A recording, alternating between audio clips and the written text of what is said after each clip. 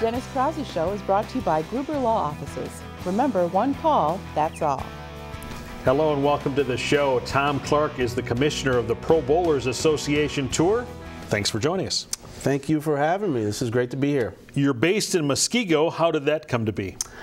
Yeah, I live in Muskego, great place to live. I've been there since 2005, and I came to work for the United States Bowling Congress, which used to have its headquarters here in Milwaukee, and I was vice president with the USBC and in charge of communications and in different areas at the USBC. And then in 2008, when the USBC moved to Texas, I accepted a job with the PBA, and I'm able to work from home. So, you know, we tour so much and we're on the road so much that, you know, we kind of have a virtual office at the PBA. Our main headquarters are in Seattle, but most of us kind of live at home. So Bud Selig is not the only big-time commissioner in town. That's right. It's a two-commissioner town. I mean, and the only time that I sort of met him was I was out to dinner at the Lake Park Bistro, and he walked in.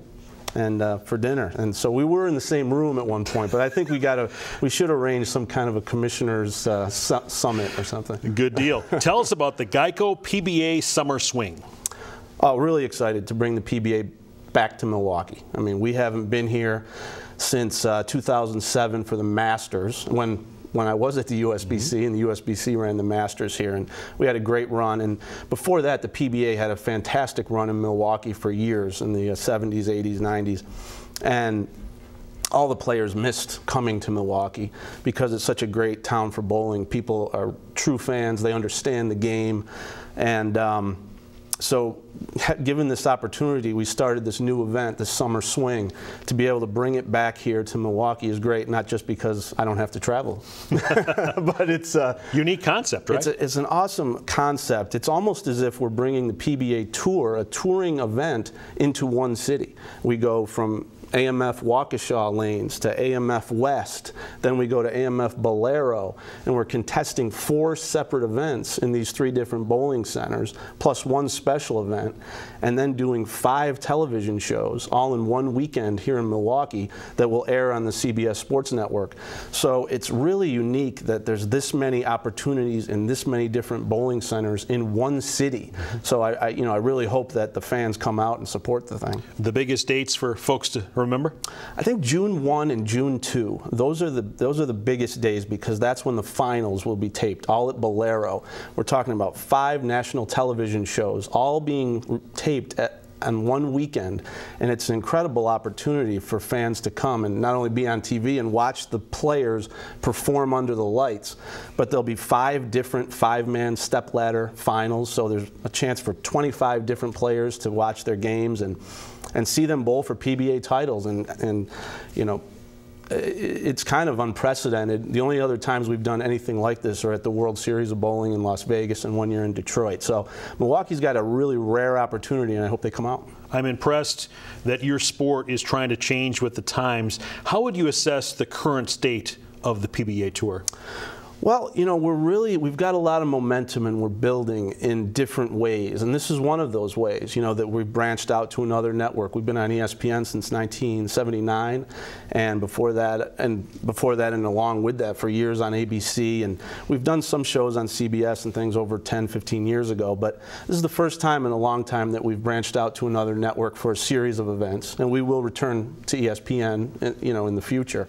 But that gives us an opportunity to show, you know, different networks what kind of value we bring, because we've been consistently delivering audiences for any networks that have us. We have a great core audience out there and fan base, and we've started to develop our players and the concept of bowling as a professional sport to a different level lately because of something called a PBA League, and it's a whole new development that we've come out with this past year and will continue to develop next year, where, you know, we actually have owners of teams and we have teams representing cities, and those teams are made up of the best players in the world that were drafted to those teams, and that's never before happened on the PBA Tour.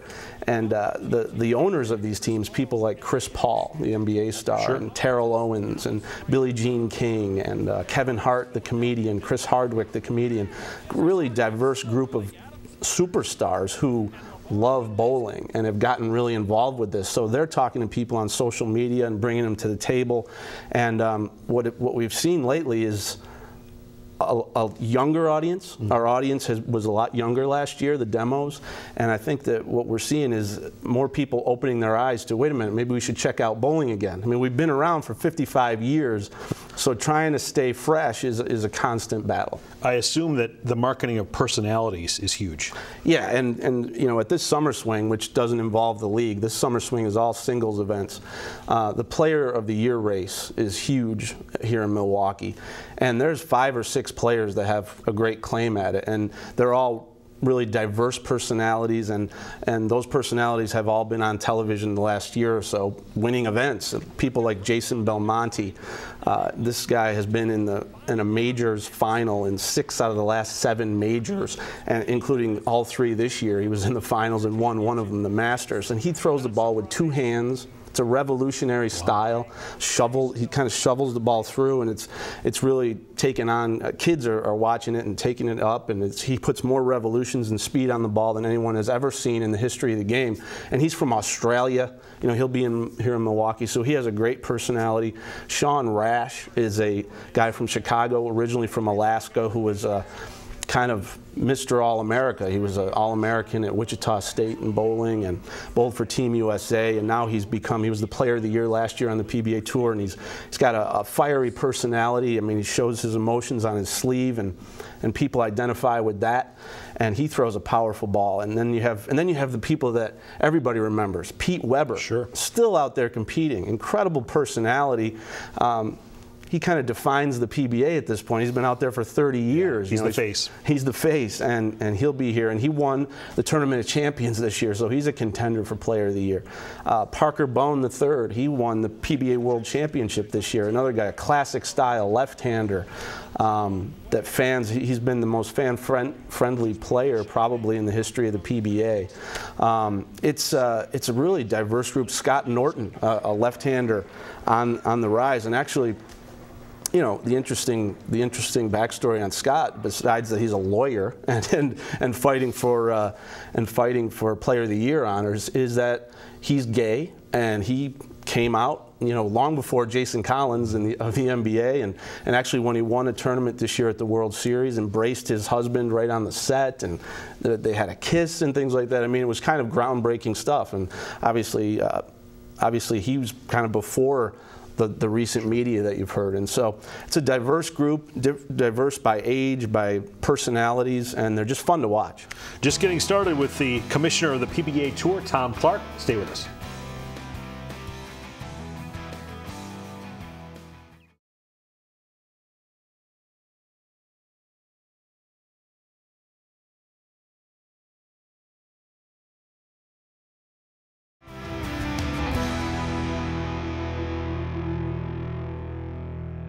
Back with PBA Tour Commissioner Tom Clark. What do you do? What's your job? Oh, man.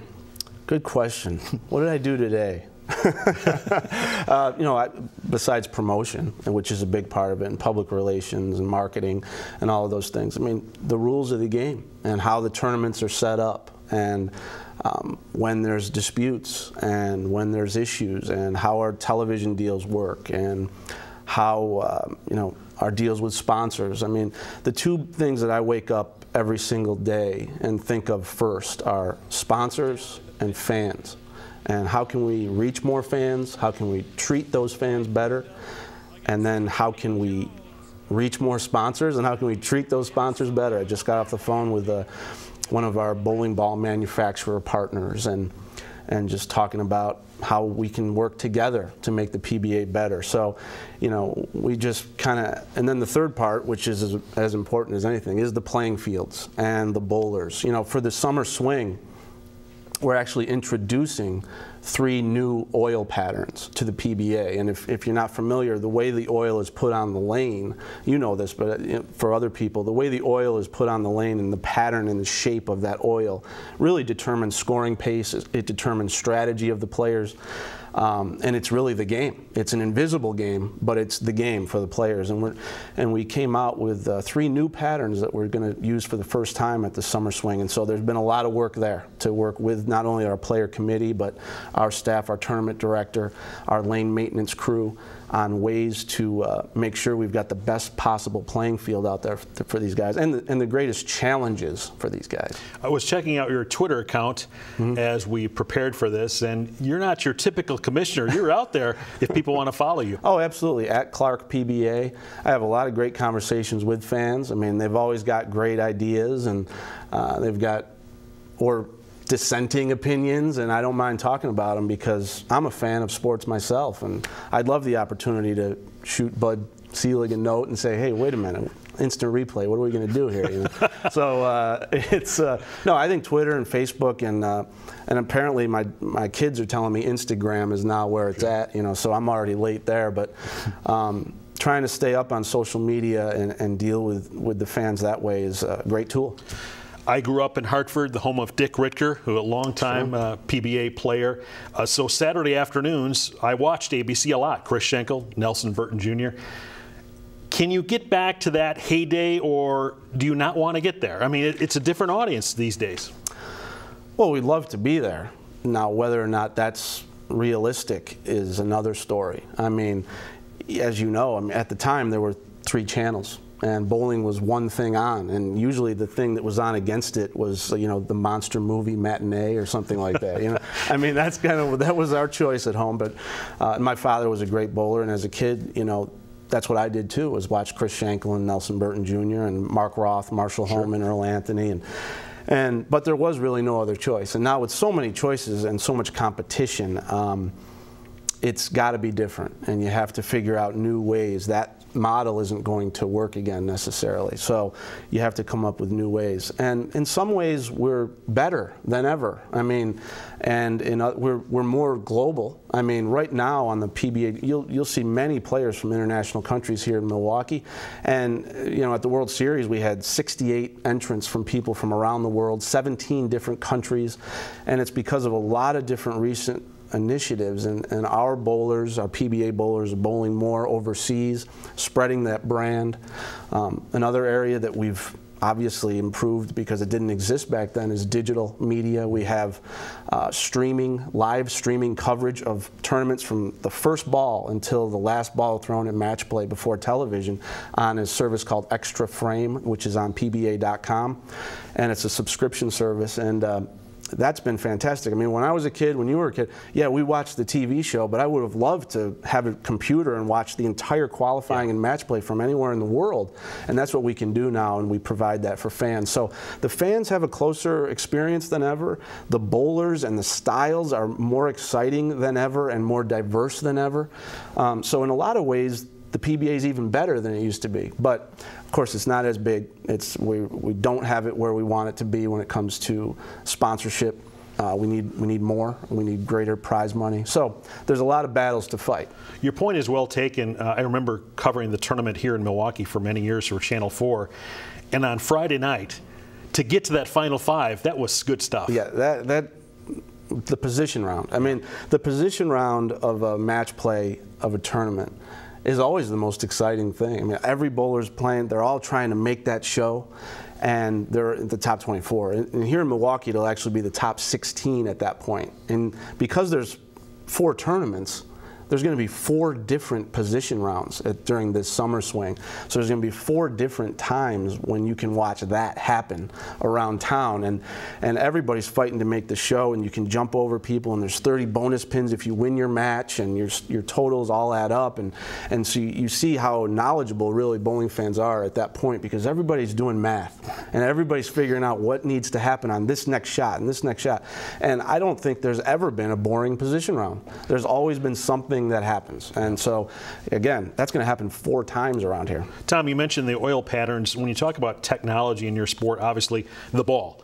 And what has happened through the years as far as the ball evolving, and how do you make sure that it's the talent of the player and not the size or strength of the ball knocking over the pins? Yeah, that's a great question. It's a dramatic change in technology in bowling balls. It'd be likened to tennis going from wooden rackets to these bombs they use today with the giant head and the graphite, or a wooden driver to the types of titanium drivers and things that you see now on the PGA Tour. bowling balls used to be plastic or then urethane even in the 80s. And then around the mid-90s, a technology called resin and then reactive resin and particle bowling balls has made the balls just so much more dynamic. They hook more. When they find friction on a lane, they hook more. There's more power that it enables people to throw the ball faster. And so the pin action is explosive today compared to what it was in the heyday. But it is a struggle to figure out, well, how do we make sure that people that are applying power and accuracy to the bowling ball are being rewarded versus people who only have one skill or one discipline taking advantage of the power in the bowling ball. And I actually think that we've come a long way. There was a time period where that was the case, where people just figured out how to throw these balls and only have to concentrate on one element of their game in order to succeed. And because of the oil patterns and because of the new style and the way that power players have developed how to throw the ball, I mean, you know, when you saw Mark Roth in the 70s and 80s kind of define power, right, he was coming through the ball so hard and his thumb was ripping up and he was lofting it on the lane and it was trying to create power into the pins. And now what you see from the power players like the Sean Rashes and Tommy Jones and Jason Belmonte is they get the ball on the lane immediately at the foul line with more revolutions than Mark Roth ever had. And so they've kind of changed with the technology, and power, once again, in combination with accuracy, has become, you know, what you need to do to be successful. So I feel like we have it in a pretty good spot right now. More with Tom Clark, the PBA Tour Commissioner, right after this.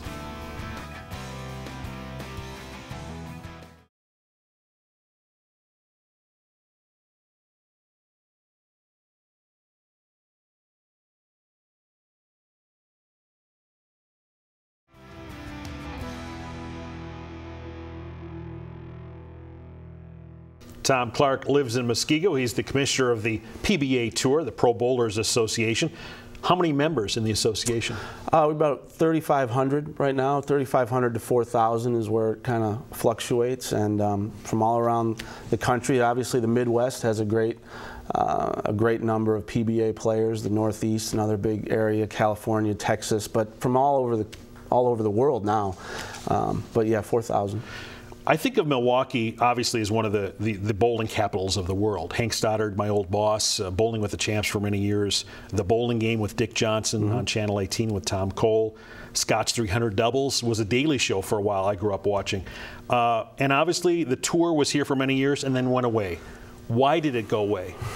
You know, well, I mean, I wasn't there at the time, but sometimes things just happen, you know, and one thing leads to another, and to make a schedule work, you end up going somewhere else. They may have had a great relationship with their host at the time that left.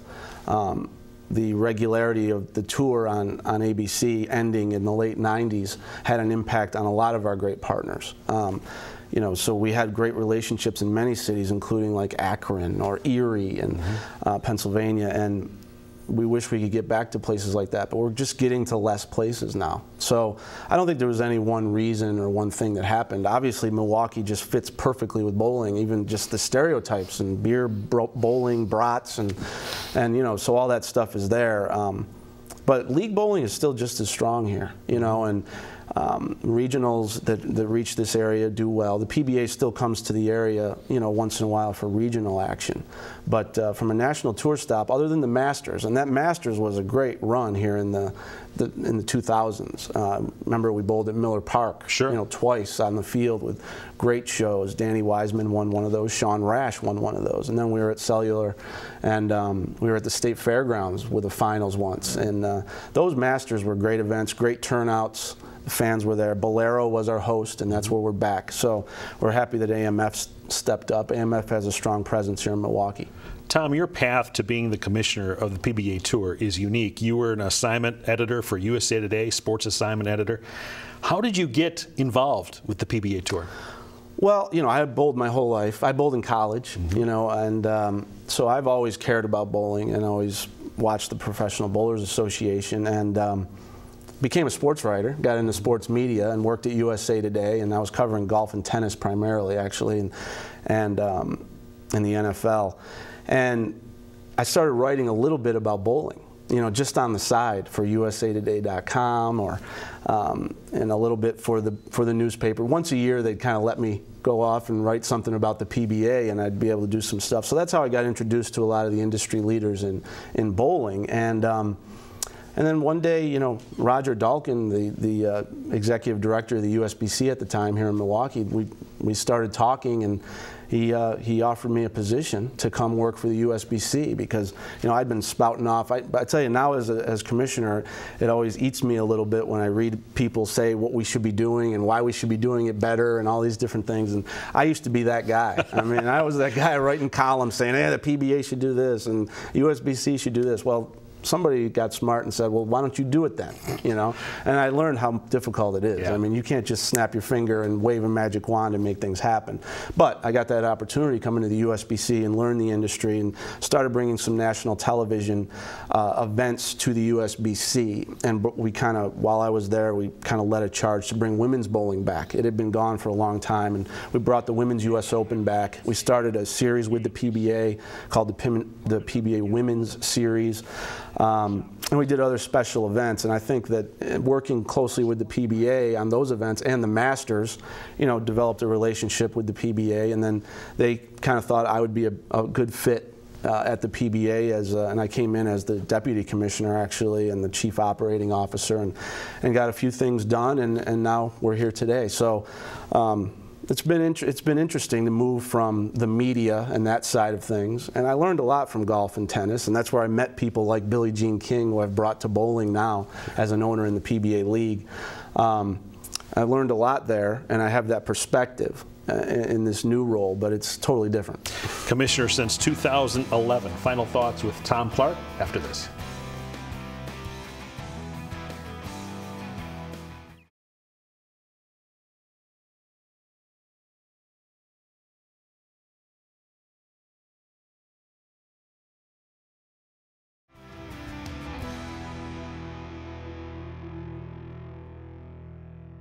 Tom Clark is the commissioner of the PBA Tour. A reminder, the GEICO PBA Summer Swing going on. Where? The three centers it's going on. AMF Waukesha, AMF West, and AMF Bolero are around town. And Bolero is where the finals will be on June 1 and 2. That's where we'll tape all the television shows. But there's a Pro-Am at every one of those events. Just go to PBA.com or contact Bolero as your hub to find out information. If you're not a diehard, and you've never been to an event, what would you sell them on? What will they see? Oh, you're going to be able to watch these players work. I mean, that's what you're going to see. You're going to walk in and you're going to see bowlers that are taking the game so seriously and thinking on such a different level, and then trying to make themselves execute and basically play against themselves and then against the field in order to be at the right scoring pace to compete. Then they're going to see people be cut and eliminated from an event, a drastic cut, down to an intense match play situation where there will be head-to-head competition in order to try to make it onto a TV show where then it's a one-game step ladder. You know, anything can happen, lights are on, excitement. So you got different stages. It's almost like marathons turned into sprints. And you're just going to, and you will see, this I can guarantee, the best bowlers in the world. That is the thing that I'm most proud of the PBA today, is that we've got the best bowlers in the world, and they will be here. A lot of fun talking bowling with Tom Clark, the commissioner of the PBA Tour. Best of luck with the Summer Swing and with the tour. Thank you very much for having us. Thank you. Do a great job with the show. Appreciate it. Thanks for watching. That's our show. See you next time. The Dennis Krause Show is brought to you by Gruber Law Offices. Remember, one call, that's all.